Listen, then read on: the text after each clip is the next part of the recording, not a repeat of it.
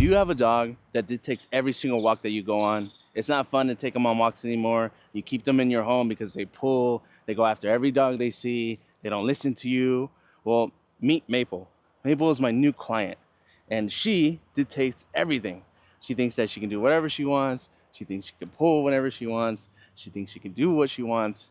But right now, I'm going to teach her how to have leash manners, how to have basic obedience, so that walks can be pleasant for her owner again. So the first thing we want to do is build a relationship. We want to build a relationship with the dog that we have. Obviously, with you at home, you obviously have a relationship already with your dog. But if your dog isn't listening to you on your walks, that relationship isn't as strong as you think. They think that everything else is valuable outside other than you. So we have to find what's valuable to the dog. And in this case, she loves to play. She loves balls. She loves food, but she loves balls more than food. She loves to play. And so I'm going to be using this to my advantage to build my relationship with Maple before we start training. I can get her exercise, mentally stimulated. After I get her exercise and mentally stimulated, she'll be ready to listen to me, and she'll be ready to start her training.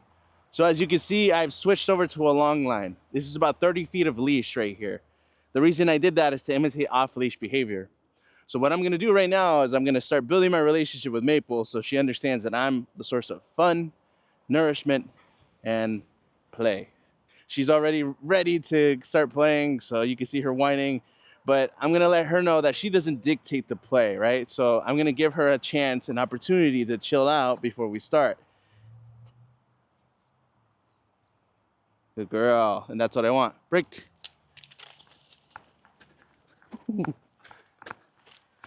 Good job, girl. Sit. Break. Good girl. Drop it. Yes. Sit. Break.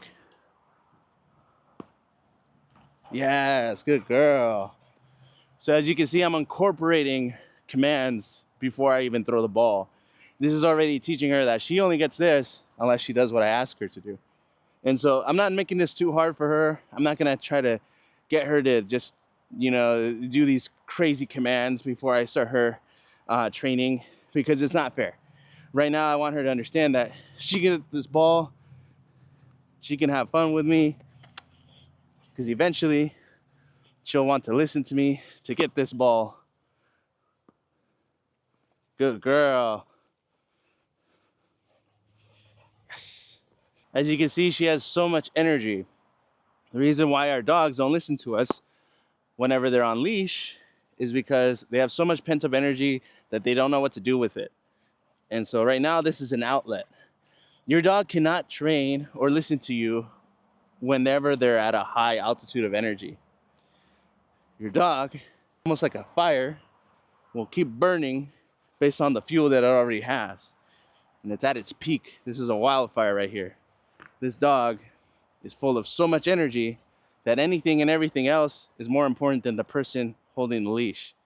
But if I get her tired and I kill out the fire as much as I can, that'll give her the ability to listen to me more clearly, because all this mental stimulation, all this physical stimulation that she needs is being exercised. Now, Maple needs to learn manners. She needs to understand that the person holding the leash is who dictates everything. Right now, she's a little bit of a spoiled little girl. As you can tell, she's such a sweet little girl. And we want to give our dogs love, and we want to give them everything possible to have a great life. But sometimes doing that is actually the contrary. Like giving them everything they need, like a spoiled little kid, go get it, is not helping the dog, because the dog has needs. The dog wants to be a dog. And sometimes we think, as a human, that if we had the possibility to not work and live our lives to the fullest just by eating and chilling and watching TV all day and doing the stuff that we love to do, then, that would be the perfect life.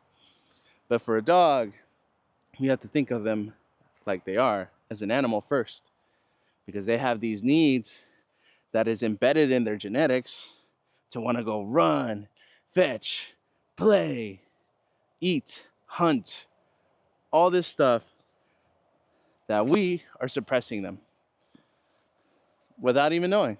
They're working breeds. They want to work for you, and they'll feel super fulfilled if they do. Maple, sit. So, good girl. So much as a sit by earning this ball is so fulfilling to them because they think, I worked for it. Good girl. Break, leave it. Yes. Good job, girl.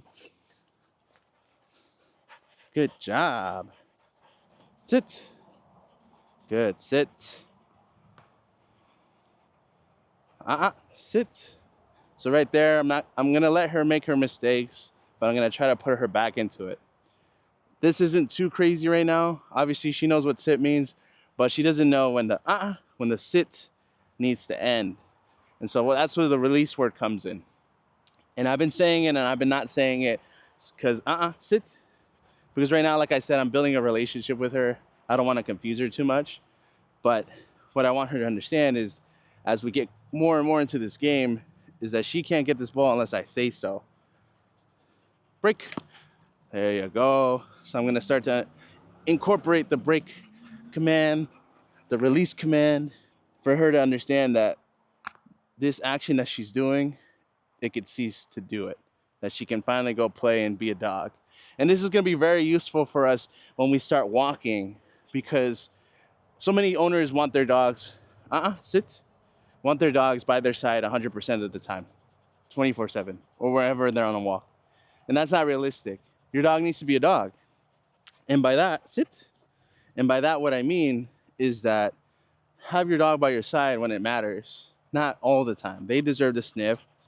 Sit. And so I'm going to build up her level of patience here. She's starting to, sit. She's starting to wait 3 seconds to 5 to 10. And I'm not going to push it. I'm not going to push my limits. I'm going to wait until maybe 10 seconds max and then break. Good girl. So she can understand that if I just wait a little bit, it'll come to me.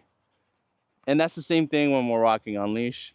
As I was saying, she's only going to be by my side when I need it the most. Maybe when there's a dog coming, people coming, a crowd, bikes, cars, etc., whatever it may be. Maybe she's looking at prey, sit, such as a squirrel, a bird.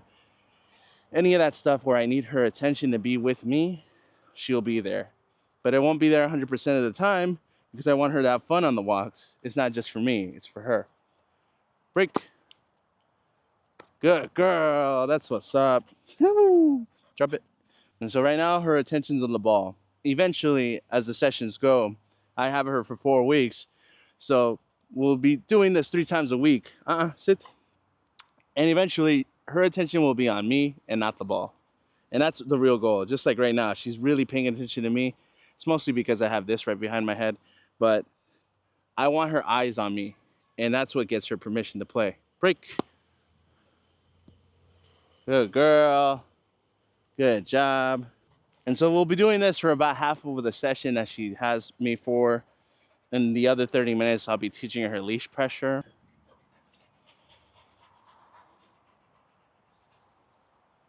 Yes. Break. So as you can see, she's giving me more eye contact now.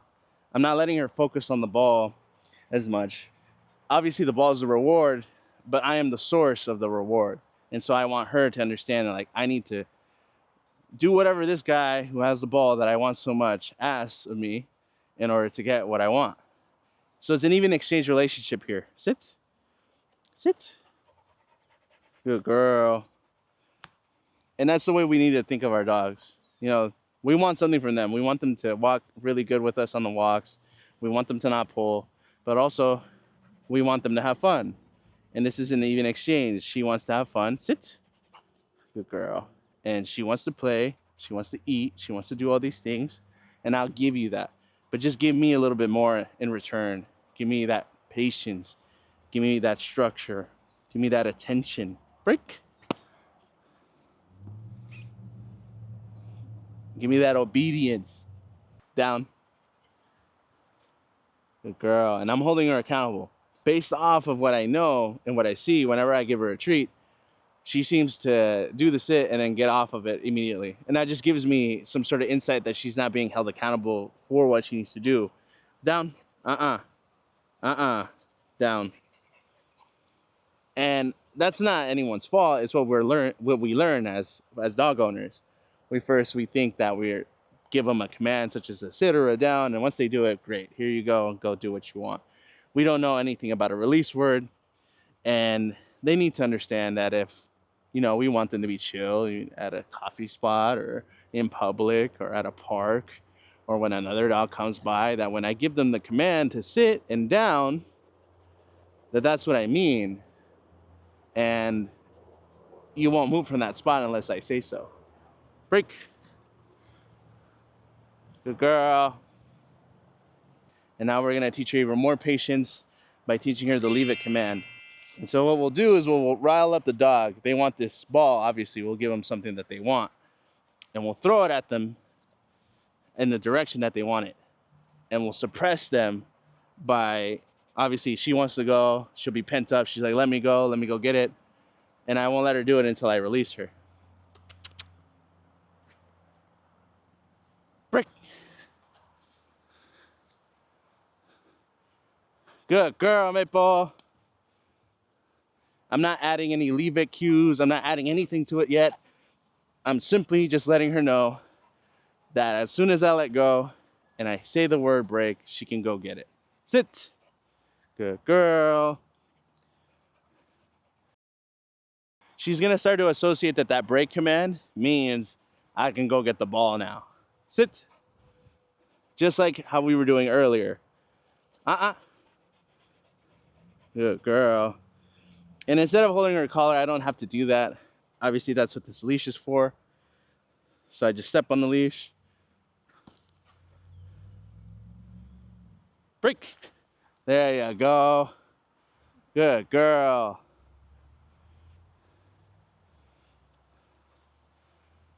Drop it. Good job. You're such a smart little girl.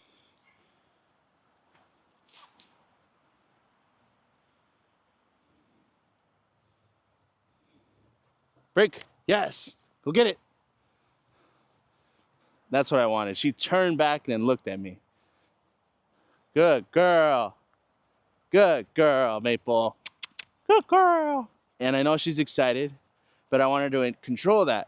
And that's just like when we go on a walk. I want her to control her excitement. Off the bat, when we go out the door, she's pulling me. And she wants to go left and right. She wants to sniff everything. But I want her to understand that we can't leave the house that excited. Because if we leave the house that excited and we see a dog that's just as excited, or maybe a different dog, and she kind of gets into it with them, it's not good news, right? Because she's already up here, and we don't want her up here in energy level. We want her down here with us. And I won't do that all the time to her. I mean, obviously, I want this to be fun. I want her to understand that I'm a good person, and I'm a good leader. I'm the source of nourishment and fun. Break. And I want her to trust me. So I'm not going to make this training session boring by pulling her left and right and telling her to stay by my side. I want her to understand that we can have fun on our sessions. Now we're going to transition into walking. She's tired. Yeah, I know. Sit. But as you can see, like, she's tired, right? But she's still like, let's go. Sit. Sit. And so there's no real way for me to communicate with her with the leash that she has right now. But the reason why I put it back on her is just because I wanted you guys to see that. This flat collar that she has, she obviously can ignore me. There's no way for me to correct her. No way for me to communicate with her to tell her, like, hey, do what I need you to do. And she can be like, well, you. That's what she can tell me. And she'd be like, oh, I'll do whatever I want because that's what I do. And so I'm going to transition to a slip. As you can see, she's already doing what she wants. There's no way for me to tell her, like, hey, dude, come back to earth. Come back here. And so I'm going to give her a slip. Depending on what side you want your dog on, this ring will tell you that that's the side you want them on. I like to have my dogs on the right side. So I'll have this pointed on the left side of her head. If I wanted her on my left side, I'll point it on the right side of her head. Regardless, now when I tell her to sit, Maple, and she doesn't do it, I can hold her accountable. Sit. Sit. Yes, good girl. And so what I just did there was taught her leash pressure. That pressure on the leash that I gave her, which was just a little bit, and this is on the top of her neck, which is really on around her head. It's not on her neck at all. It's around her neck, behind her ears. And it's enough pressure to understand, to guide her and tell her like, hey dude, I need you to listen to me right now, and you're not, so let me snap you out of this crazy mode that you're in, or this high energy mode that you're in, this state of mind, and I'll get you to sit. And now she's doing it. But if she breaks this at any point in time, I can hold her accountable again. Not like the leash that she had right now with the flat collar, where I tried to do that. Look at that. She just broke out of there. I didn't tell her to do it. Come here. Sit. Good, sit. Barely any pressure at all. But to her, it's uncomfortable enough to be like, all right, I need to release the pressure. She's already getting it. A lot of dogs don't at first. It takes them a little bit. It takes them like a minute or two. They understand, they try to fight it. She knows that as long as I sit down and do what he wants me to do, that pressure's gone. I don't want this to be an unpleasant experience at all. I just want her to understand what I want from her. This is an extension of me. It's not a tool that I use to make her feel bad. It's an extension of me so she can understand like, oh, that pop, that pressure is my owner telling me I need to do something else right now. Good girl. Break. And then now she can move. Now she can be free. Now she can be a dog. And I won't have to restrict her movements. We can walk. We can have a good time. She can sniff whatever she wants. I don't care if she's in front of me. She can do what she wants because I have her in that break stance. I'm sorry, that break command. Good girl, Maple. And usually she's really pulling everywhere, but because I exercised her first, she's not doing that. Now she's in the mind state of, what are we doing? What do you need from me? We can have fun, we can sniff, we can do whatever we want without being crazy. Now, as soon as I want her back and I feel any sort of pulling, like right here, I can say, Maple, yes. No leash pressure there needed. Here. Yes, good girl.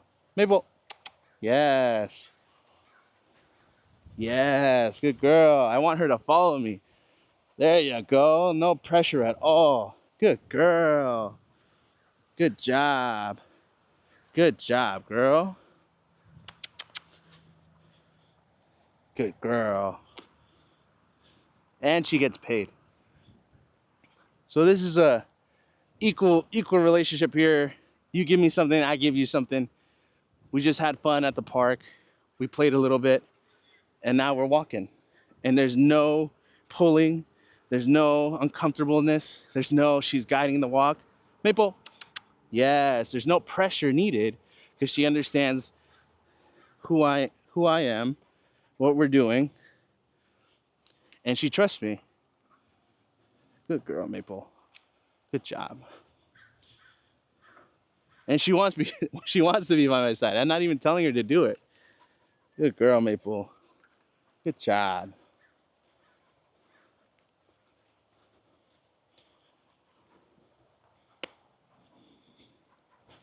Good girl. And anytime she gives me eye contact, I'm going to pay her. Because I want her to know that as long as she keeps looking at me for guidance or anything that she wants, maybe she sees something and she looks at me, she's looking for permission. And as soon as I feel any sort of tug or any sort of pull that where she's trying to dictate everything, I'll guide her back. Maple. Yes, good girl. Good girl, Maple. And I'll pay her. This is the first session, so I'm going to be paying her a lot. I'm not saying do that to your dog. Eventually, I'm going to start to do it every now and then. I'm not going to just make her think that the treats are what she needs to focus on. I want her to understand that if she listens to me, she gets paid, but she doesn't get paid all the time because she shouldn't be getting paid to do her job that, is required of her all the time. I'm not always going to have treats on me. Maple. Yes, good girl. Because I'm reward enough. Good girl. Maple. Sit. Maple. Sit. There you go. I didn't need to add pressure there because I'm giving her the opportunity to make her own mistakes. So I gave her another chance. And if she didn't listen to me then I would have given her a little pop or a little bit of pressure. Something else I've noticed in Maple is that she needs a lot of confidence building. And this in itself, training helps your dog build their confidence a lot. Sit. Sit. Yes. Because if your dog's pulling, if your dog's doing all that stuff, trying to guide the walk, sit. It's most likely because they're anxious. They look for a leader. And if they don't feel like you're the leader for them, they'll try to guide themselves because they think that they are the leader of the pack. And that gives them anxiety. Imagine yourself, it's your first day on the job, at your new job, wherever it is. Let's say, sit. Let's say the first day at your job at a bank. You have no experience prior to that. Sit. But you have some sort of general idea. And off the bat, they tell you, we're going to just promote you to be the boss of everything. So you're going to have to handle operations. Sit. Good. Sit. Wouldn't that give you anxiety? Wouldn't you feel like, oh man, I'm not ready for this? I'll try my best, but like, I'm not ready for this responsibility. And so just like her, she feels it in her own nature, her own genetics, that there's a pack hierarchy, and if she has to put herself in the front, she'll be there. But at the same time, it's kind of nerve-wracking for her because she doesn't know what to do. She doesn't know how to be a leader. So she just kind of does what she thinks is okay. And what she thinks is okay is guiding the walks, barking, disobeying, doing what she wants to do. But as soon as I give her some sort of structure, that anxiety goes away. She no longer feels anxious anymore. She no longer feels like, where do I need to go? What do we need to do? Because the person holding the leash and the person telling her the commands has everything figured out for her. So she doesn't need to worry about that. She can be a dog. And so just like circling back, sit to what I was saying before about how we like to give our dogs love and attention and everything, nourishment off the bat without them working for it. And we think that that's okay. We think that that's love. We're doing more harm than good. Let your dog work for everything that they have. And I'll tell you, I promise you, their behavior will be so much better and they'll be so much happier. Good girl, good girl. Break. Maple. Yes, good girl. Good job. You're so smart. We don't give our dogs enough credit. They're super smart. They know what they can get away with and they know what they're supposed to do. Maple. Yes, good girl. Good girl. She'll start to understand that anytime that leash gets a little tight, I'm going to call her name, move the other direction. So she'll understand that we want the leash to not be tight. We want it to be slack. Maple. Yes, we want slack. Good girl. Maple. Yes, good girl. Good job. Good job, girl. Good job. Maple. Yes. Good girl. Good job, girl. Sit. Ooh, look at you. You're an all-star. That concludes the first session of Maple. She's doing great. This is the first session of 12. And if you're interested in yourself and getting your dog into a plan of mine, hit my DMs. Shoot me a message. You can reach me on Craigslist. Just kidding. Pause and reflect.